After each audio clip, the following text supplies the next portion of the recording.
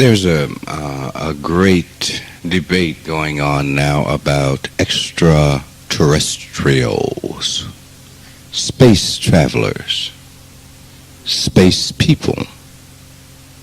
There is no such thing. There are time travelers. There are time travelers. You cannot travel through space and survive in physical form. Time travelers in the sense that time is a measurement of distance? In the sense that to go, let us say, from here to downtown is not a matter at all. It is like a dream. Suddenly, you are there. Kind of like frame traveling. It is frame traveling, yes. That is a more precise term, frame traveling. Let us consider the law of our physical world. Speed of light, 186,000 miles per second. In 1 second, light has traveled 186,000 miles. Now, some of these galaxies are 200 billion light years away. A light year is the distance that light travels in 1 year. 186,000 miles in a second times 60 tells you distance in a minute, times 60 in an hour, times 24 in a day, times 365 in 1 year, and they are 200 billion light years away. Space travel? To live 200 billion years?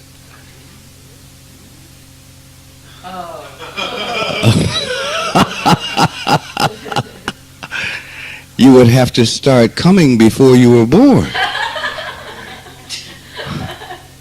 So they are not space travelers, they are time travelers. Does this make sense?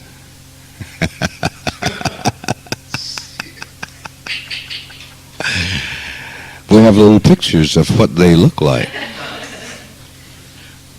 These little pictures of what they look like are not really what they look like.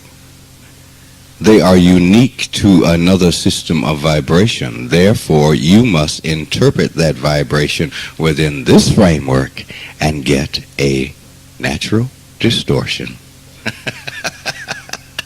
So is there any wonder that the stories of seeing these people differ? Because there's a natural distortion. You can't possibly know. You don't even know what I look like, or the person next to you. So how are you going to know what they look like? I am a distortion. You do not see me clearly. You do not see the wall clearly. It is a distortion. You will see certain similarities, but they will not be the same.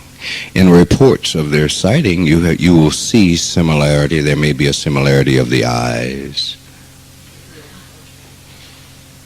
but something else is off and off and off. It is because of the distortion, the natural distortion, perception of the individual, the natural distortion of their bodies, their ships that come into your reality. There's a distortion. Their ships do not look like what they appear to be. They have talked about sightings and these ships flying at angles that are impossible to achieve. Why is this so? Because of the distortion. A ship traveling at, let us say, 1,000 miles an hour in this direction suddenly goes at a right angle. It is not possible. So it is a distortion. So we then must understand distortion. and accept distortion to be able to deal with it. As long as you know that it is distortion, you will be left open to gain more and more information about a thing. But what is it we have done? We have become, it is, Well, yes. Therefore, you have now, what's that other word? Perverted it.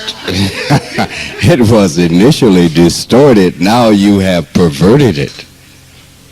You have made it something, only one aspect of an infinite possibility, of infinite possibilities and probabilities.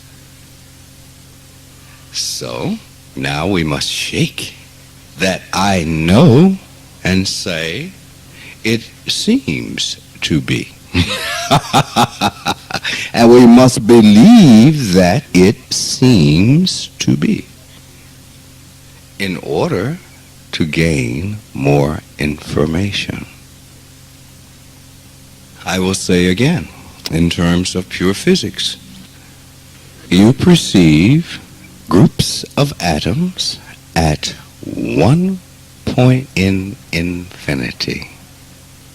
Let's think about infinity. Forever. You are looking at a speck of dust in space.